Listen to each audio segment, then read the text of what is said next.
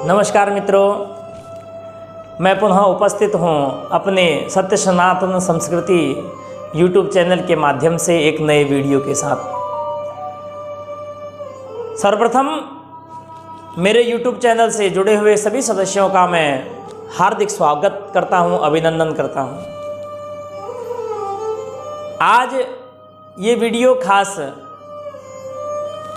सभी माताएं और बहनों के लिए ये वीडियो बनाया गया है। सर्वप्रथम मैं आप सभी को हरतालिका तीज व्रत की हार्दिक शुभकामनाएं देता हूं। आज हम जानेंगे कि हरतालिका तीज का व्रत क्यों किया जाता है और कब से मनाया जाता है, और इस वर्ष ये व्रत कब आने वाला है। ध्यान से सुने। हरतालिका तीज व्रत भाद्रपद शुक्ल पक्ष तृतीया तिथि और जब नक्षत्र हस्त हो उस दिन यह हम लोग उपवास रखते हैं, व्रत रखते हैं। भाद्रपद शुक्ल पक्ष तृतीया तिथि इस वर्ष 30 अगस्त 2022 में आ रही है। बड़ा शुभ समय है, अच्छा मुहूर्त है। इस व्रत को विवाहित महिलाएं और अविवाहित कन्याएं दोनों इस व्रत को करती हैं और कर सकती हैं। अपने पति की लंबी आयु की कामना के लिए सौभाग्यवती स्त्रियां इस व्रत को करती हैं और अच्छे वर की प्राप्ति के लिए कन्याएं इस व्रत को करती हैं। इस व्रत के नियम क्या हैं? लिंग पुराण के अनुसार व्रत से एक दिन पूर्व महिलाओं को स्नान करके अपने बाल धुलने चाहिए।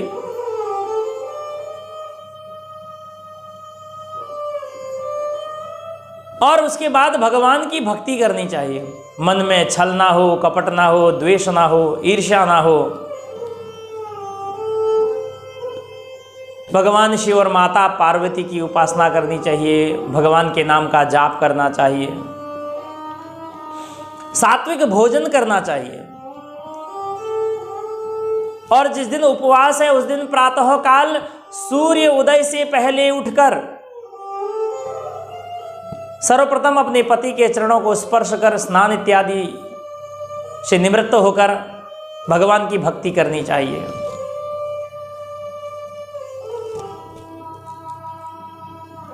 दिन भर निर्जला उपवास रखकर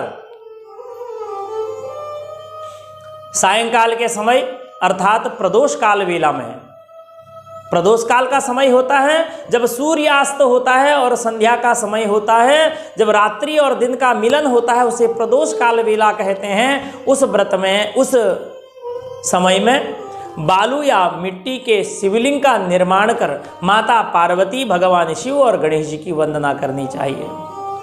दूध, दही, घृत, शर्करा, मधु और पंचामृत से भगवान का स्नान कराएं एवं दूध से भगवान का अभिषेक करें। अभिषेक करने के बाद भगवान को वस्त्र आदि से अलंकृत करें। चंदन, भस्म, बिलपत्र, धतूरा, भांग इत्यादि से भगवान का अर्चन करें, पूजन करें। उसके बाद माता पार्वती जी को सिंदूर चढ़ाकर सौभाग्य पेटिका माता जी को प्रदान करें और स्वयं सिंदूर अपने मस्तक में अर्थात अपनी मांग में भरें। फिर कहा जाता है कि रात्रि भर जागरण किया जाता है, भगवान के समक्ष भोजन नहीं किया जाता है। अन्न उस दिन नहीं खाना चाहिए, अन्न का त्याग कर देना चाहिए।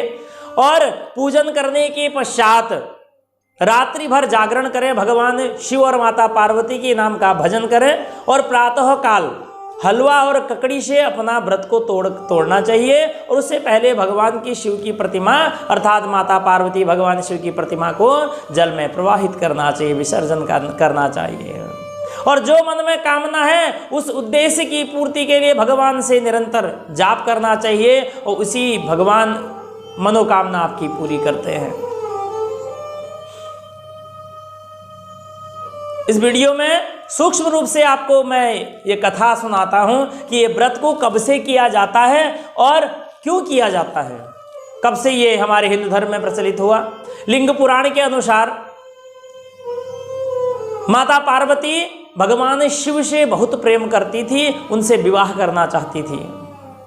भगवान शिव को पाने के लिए माता पार्वती ने 3000 वर्षों तक व्रत किया, उपवास किया, उनके नाम का जाप किया, निर्जला व्रत रही और बिल्वपत्र खाकर उन्होंने भगवान को पाने के लिए उपवास किया।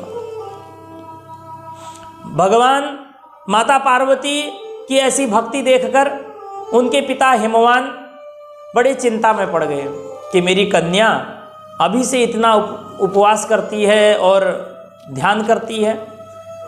जब चिंता में पड़ गए, नारद जी ने देखा, नारद जी हिमवान के पास पहुँचे, उनको प्रणाम किया, नारद जी का सत्कार किया गया और नारद जी से पूछा, हे नारद जी, आप बिना बताए आप आज हमारे हिमालय पर कैसे आए, हमारे राज्य में आपका आना किस प्रकार से हुआ।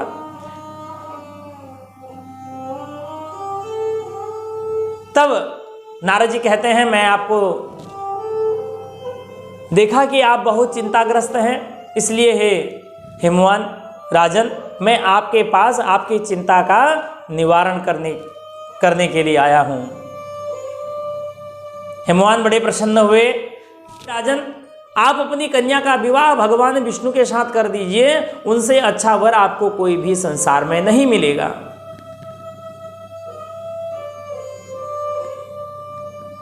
हिमवान बड़े प्रसन्न हुए। जब माता पार्वती जी को पता चला कि मेरे पिता हिमवान ने नारद जी को वचन दे दिया है,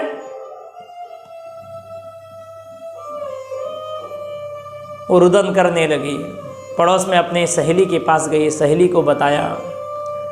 सहेली से कहा कि मैं जब शिव को चाहती हूं तो मैं भगवान शिव से विवाह, जब भगवान विष्णु से विवाह कैसे कर लूं। अपनी सहेली से कहा, मैं अब घर वापस नहीं जाऊंगी, मैं वन की ओर जाऊंगी और वन में जाकर घोर तपस्या करूंगी।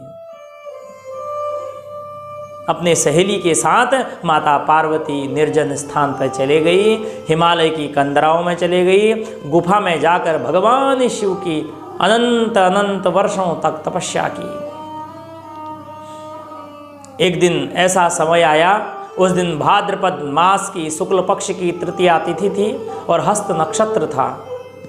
उसी समय माता पार्वती जी ने बालू का शिवलिंग का निर्माण किया और उसी शिवलिंग में भगवान की उपासना शुरू की, व्रत, और उसके बाद भगवान शिव का अर्चन किया, पूजन किया, रात्रि भर भगवान शिव के नाम का जागरण किया और उसके बाद प्रातः काल उठकर स्नान इत्यादि से निवृत्त होकर भगवान शिव की उस प्रतिमा को, उस शिवलिंग को विसर्जन कर दिया। भगवान बड़े प्रसन्न हुए, पार्वती के समक्ष पहुँचे और पार्वती से कहा, हे देवी, आपने हमारा इतना कठोर तप किया, व्रत किया, आपके मन में क्या इच्छा है। माता पार्वती ने कहा, हे प्रभु, मैं आपको पति के रूप में पाना चाहती हूँ, लेकिन मेरे पिताश्री ने मेरा विवाह भगवान विष्णु जी के साथ करना तय कर दिया है। मैं भगवान विष्णु से प्रेम नहीं करती, मैं आपसे प्रेम करती हूँ, इसलिए हे प्रभु, मुझे अपनी पत्नी के रूप में स्वीकार करें। भगवान शिव ने तथास्तु बोला और वहाँ से अंतर्धान हो गए। तब तक हिमवान अपने सैनिकों के साथ माता पार्वती जी को अर्थात अपनी कन्या को ढूंढते ढूंढते जब हिमालय तक पहुँचे, तब माता पार्वती ने पूर्व जन्म की घटित सब जानकारी अपने पिताश्री को दी और पिताश्री से कहा, हे पिताश्री, मैं भगवान शिव को चाहती हूँ, उनसे प्रेम करती हूँ और भगवान ने मुझे वरदान दिया है, इसलिए मैं भगवान शिव से ही विवाह करना चाहती हूँ। हिमवान प्रसन्न हुए और घर गए, भगवान शिव के साथ अपनी कन्या का विवाह संपन्न करा दिया। अर्थात भगवान माता पार्वती जी ने तपस्या की, उनकी तपस्या पूर्ण हुई, उनको फल की प्राप्ति हुई।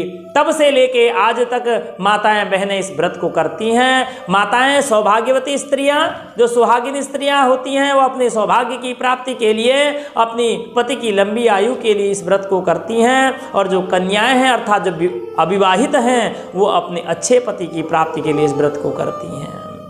श्रद्धा से, भक्ति से इस व्रत को करना चाहिए।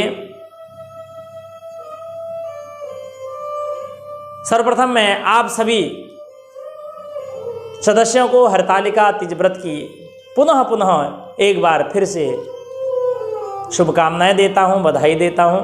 भाव से व्रत से व्रत को करना चाहिए। अच्छा, एक बात और है, इस व्रत को अगर एक बार प्रारंभ किया जाता है फिर छोड़ा नहीं जाता है, इसलिए इस व्रत को निरंतर करें। और दूसरे दिन जब विसर्जन आप कर दें तो सुहाग पेटी का अर्थात पूरे जो एक शरीर में आप लोग श्रृंगार धारण करती हैं, वो सौभाग्य सामग्री साड़ी है, बिंदी है, चूड़ी है इत्यादि एक ब्राह्मणी को दान देना चाहिए, जिससे कि आपकी सुहाग की उम्र लंबी होती है। जय जय श्री राधे, जय जय श्री श्याम। अगर मन में कोई शंका हो, कोई प्रश्न हो तो कमेंट बॉक्स में अवश्य लिखें। हर हर महादेव।